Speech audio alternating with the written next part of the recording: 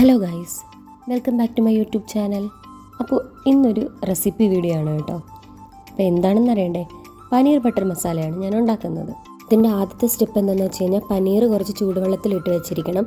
അതിൻ്റെ ഒരു rubber texture മാറ്റാൻ വേണ്ടിയിട്ടാണ് നമ്മൾ ചൂടുവെള്ളത്തിലിട്ട് വെക്കുന്നത്. ഇനി നമുക്ക് ആവശ്യമുള്ള സാധനങ്ങളെല്ലാം അരിഞ്ഞ് വെക്കണം. സവാള, തക്കാളി, ഇഞ്ചി, വെളുത്തുള്ളി, പച്ചമുളക് എടുത്ത് വയ്ക്കാം. അതിനുശേഷം ഒരു പാൻ വെച്ച് അതിലേക്ക് കുറച്ച് ബട്ടർ ഇടുക. ബട്ടർ ഒന്ന് മെൽറ്റായ ശേഷം അതിലേക്ക് നമുക്ക് ആദ്യം സവാള ഇട്ട് കൊടുക്കാം. സവാള ഒന്ന് വാടി വരുമ്പോഴേക്കും ബാക്കി തക്കാളി ഇട്ട് കൊടുത്ത് ഒന്ന് വഴറ്റിയെടുക്കാം. തക്കാളി നന്നായി വഴണ്ട ശേഷം നമുക്കതിലേക്ക് പച്ചമുളക് ഇട്ട് കൊടുക്കാം. ഇതിലേക്ക് ആവശ്യത്തിന് ഉപ്പ് ചേർത്ത് കൊടുക്കാം.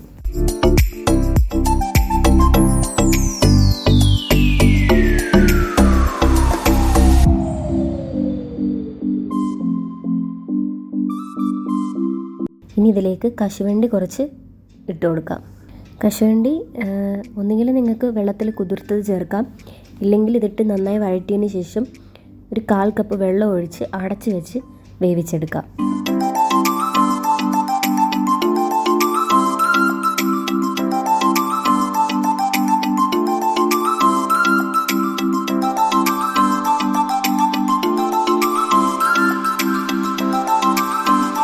ഇനി പൊടികളൊക്കെ ചേർത്ത് കൊടുക്കാം. മുളക് പൊടി, കുറച്ച് മല്ലിപ്പൊടി, ഗരം മസാല, പിന്നെ കുറച്ച് പഞ്ചസാരയും കൂടെ ചേർത്ത് നന്നായിട്ട് മിക്സ് ചെയ്തെടുക്കാം.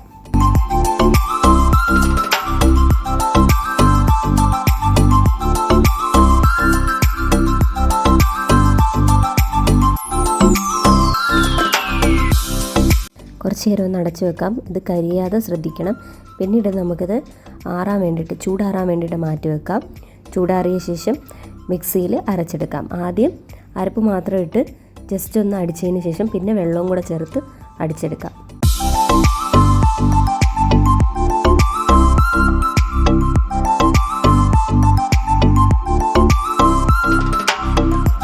ഇനി പാൻ അടുപ്പിൽ വെച്ച് കുറച്ച് ബട്ടർ ഇട്ട് കൊടുക്കണം.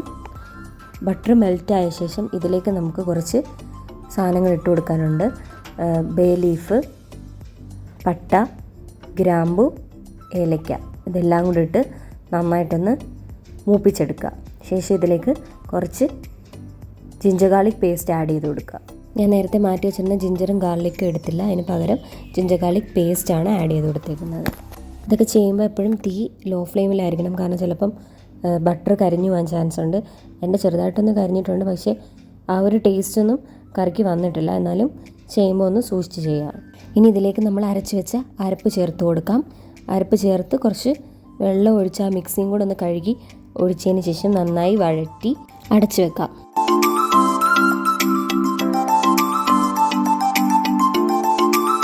ഈ അരപ്പ് പൊട്ടിത്തെറിക്കാൻ ചാൻസ് ഉള്ളതുകൊണ്ടാണ് നമ്മൾ അടച്ചു വെക്കുന്നത്.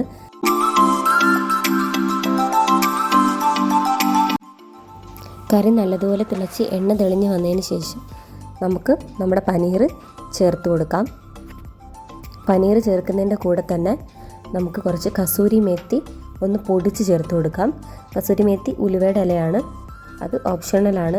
ഒരു നോർത്ത് ഇന്ത്യൻ ടേസ്റ്റൊക്കെ തരുന്നതാണ് കസൂരി മേത്തി.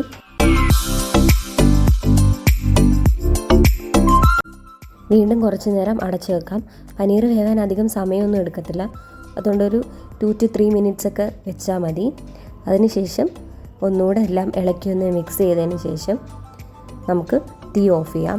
ഇതിലിനി ഒരു ഇൻഗ്രീഡിയൻറ്റ് കൂടി ചേർക്കാനുണ്ട്.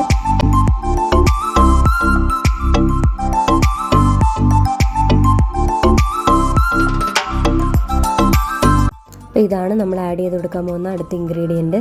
ഇത് കുക്കിംഗ് ക്രീമാണ്. ഇത് ആഡ് ചെയ്യുക, കുറച്ച് ഒഴിച്ചിട്ട് ഒന്ന് മിക്സ് ചെയ്യുക. എന്നിട്ട് ഇതിലേക്ക് നമ്മൾ കുറച്ച് മല്ലിയില കൂടെ ആഡ് ചെയ്ത് കൊടുക്കുക. ഫൈനലി എല്ലാം കൂടെ ഒന്ന് മിക്സ് ചെയ്യുക.